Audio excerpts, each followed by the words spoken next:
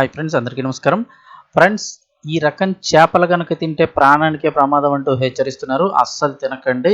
ఒకవేళ మీకు మార్కెట్లో ఎక్కడైనా కనబడినా తెలియక కూడా కొనుక్కోవద్దని చెప్తున్నారు. అంటే ఇప్పటికే కొంతమందికి తెలిసి ఈ రకం చేపలు తినకూడదనేసి కొంతమంది తెలియని వారు కొనుక్కుంటూ ఉంటారు. సో వీడియో పూర్తిగా చూడండి. అలాగే తప్పకుండా ఒక లైక్ చేయండి. లైక్ చేయడం ద్వారా మరింత మందికి ఇన్ఫర్మేషన్ చేరుతుంది. అలా ఎప్పటికప్పుడు అప్డేట్స్ తెలుసుకోవడానికి ఛానల్ని సబ్స్క్రైబ్ చేసుకోండి. వివరాల్లోకి వెళ్ళిపోదాం.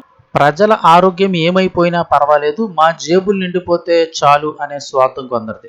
వారికి అధికారుల అలసత్వం కూడా తోడైతే అడ్డు అదుపు ఉండదని గొల్లపూడి పరిసర ప్రాంతాల్లో సాగుతున్నటువంటి చేపల చెరువుల దందా నిరూపిస్తోంది. ప్రభుత్వాలు నిషేధించినా కూడా, కోర్టులు మొట్టికాయలు వేసినా కూడా నిస్సిగ్గుగా క్యాట్ ఫిష్ అలాగే ఫంగస్ చేపల పెంపకం యథేచ్ఛగా సాగుతోంది. పచ్చని పంట పొలాల మధ్య విషాన్ని పండిస్తూ ప్రజల ప్రాణాలతో ఈ చెరువుల యజమానులు చెలగాటమాడుతున్నారు. అసలు ఈ చేపను తింటే ప్రాణాలు గాల్లో కలవాల్సిందే అంటున్నారు ఈ రకం చేపలు. కేంద్ర రాష్ట్ర ప్రభుత్వాలు క్యాట్ ఫిష్ పెంపకాన్ని పూర్తిగా నిషేధించేశాయి. కానీ గొల్లపూడి ప్రాంతంలో మాత్రం నిబంధనలు తొంగలు తొక్కారు. అధిక లాభాల కోసం అడ్డదారులు తొక్కుతున్న యజమానులు వందల కిలోల కుళ్ళిపోయినటువంటి కోళ్ల వ్యర్థాలను చెరువుల్లో వేస్తున్నారు. ఆ ఫోటోలు వేశారు, వేయడానికే చాలా చాలా దారుణంగా ఉన్నాయి. అందుకే ఫొటోస్ కూడా చూపించలేకపోతున్నాం. ఈ వ్యర్థాలు వేయడం వల్ల ఆ ప్రాంతం అంతా భరించలేని దుర్వాసన వెదజల్లుతోంది. స్థానిక రైతులు, ప్రజలు శ్వాస తీసుకోవడానికి కూడా ఇబ్బంది పడుతూ నరకయాత్ర అనుభవిస్తున్నారు. ఈ చెరువుల వల్ల పచ్చని పంట పొలాలు దెబ్బతిండమే కాకుండా చుట్టుపక్కల నివసించే వారికి ప్రమాదకరమైన రోగాలు సంక్రమించే ముప్పు ఉంది. అంటే ఇది అక్కడ పెంచుతున్నారు కాబట్టి అక్కడే అమ్ముతారని కాదు, మళ్ళీ చాలా ప్రాంతాలకు అయితే వెళ్ళిపోతూ ఉంటాయి. సో ఎవరు కూడా క్యాట్ ఫిష్ని అయితే అస్సలు కొనుక్కోవద్దు. అవి ఎలా ఉంటాయో కూడా ఒకసారి చూపిస్తాను.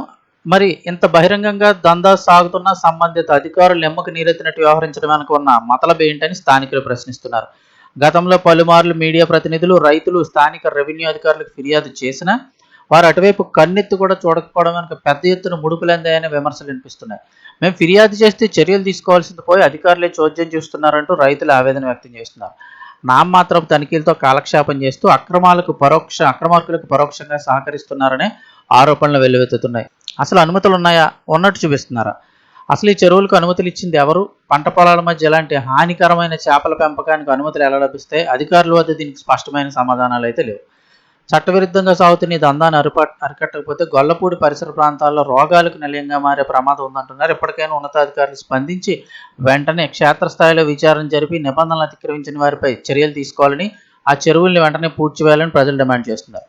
ఎందుకంటే అన్ని వేల చెరువుల్లో చేపలు అయితే కనుక ఖచ్చితంగా అమ్మడానికి ట్రై చేస్తారు. అవి మళ్ళీ మార్కెట్లోకి తెలియని వాళ్ళు, తెలిసిన వాళ్ళు కొనుక్కున్నా, ఏ హోటల్స్లో కొన్నా, ఎక్కడ కొన్నా కూడా మళ్ళీ తిరిగి ప్రజల ప్రాణానికి. ఎందుకంటే ఇవి కుళ్ళిపోయిన కోళ్ల వ్యర్థాలతో పెరుగుతూ ఉన్నాయి. అత్యంత దారుణమైన ఫుడ్ అది. అలాగే ఒక చిన్న చెరువులో వేలాది చేపలను అయితే పెంచేస్తూ ఉంటారు. సో నిజంగా ఇది విషపూరిత చేపలనే చెప్పుకోవచ్చు. ఇవి గనక తింటే ప్రాణాలకే ముప్పు.